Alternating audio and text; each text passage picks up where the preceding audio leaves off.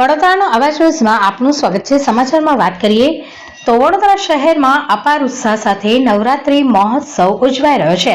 ત્યારે સગીરા પર મોડી રાત્રે ભાયલી વિસ્તારમાં ગેંગરેપની ઘટના બનતા સનસનાટી મચી ગઈ છે। તાલુકા પોલીસે ફરિયાદના આધારે કાર્યવાહી હાથ ધરી છે। પોલીસને ઘટના સ્થળ પાસેથી તૂટેલા ચશ્મા અને ઝાંઝર મળી આવ્યા છે, જે પોલીસે કબજે કરી હવસખોરોની શોધખોળ હાથ ધરી છે।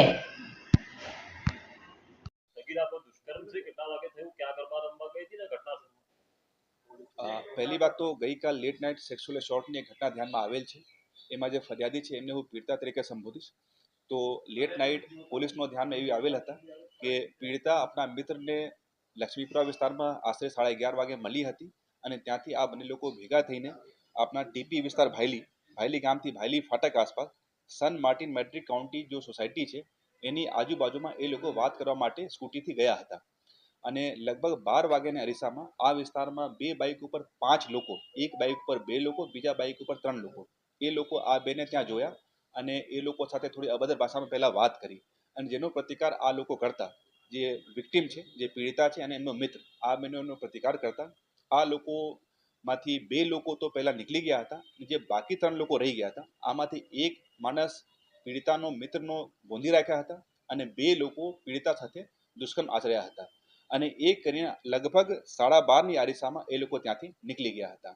એ પીડિતા પછી થોડા સંતુલિત થઈ પછી આપણા મિત્ર સાથે પોલીસને જાણ કરી, ટીમ પણ ત્યાં પહોંચી। પહેલા તો જે ઘટના સ્થળ હતું એને કોર્ડન કરવામાં આવ્યું તાકી પુરાવાનો નાશ ના થઈ શકે। એફએસએલ ટીમને પણ બોલાવવામાં આવ્યા અને સ્થળ ઉપરથી ઘણા બધા એવિડન્સ અમે લોકોને મળી ગયા છે। ચૂંકી ઘણું અંધારું હતું આ જગ્યા ઉપર આપ લોકો જશો તો દિવસમાં પણ ઘણું અવાવરું વિસ્તાર છે, રાતમાં પણ તો સાવ ત્યાં એક રત્તી પણ લાઇટ નહીં હતી। તો એ લોકો જે એસેલેન્ટ્સ હતા, જે આરોપીઓ હતા એમની ફેસ વગેરે એ લોકોને બહુ ખ્યાલ નહીં છે, બટ રફલી એ લોકો થોડું એ લોકોનું ફેસનું કટિંગ શું હતું, શરીરનો બાંધ શું હતું, એ લોકોની વાતોની શૈલી શું હતી વગેરે વગેરે એ લોકો પોલીસને થોડી માહિતી આપી છે। જે માહિતી આધારે આપણે લોકો જુદી જુદી ટીમ બનાવીને આરોપીઓને હસ્તગત કરવા માટે અત્યારે પ્રયત્ન કરી રહ્યા છીએ।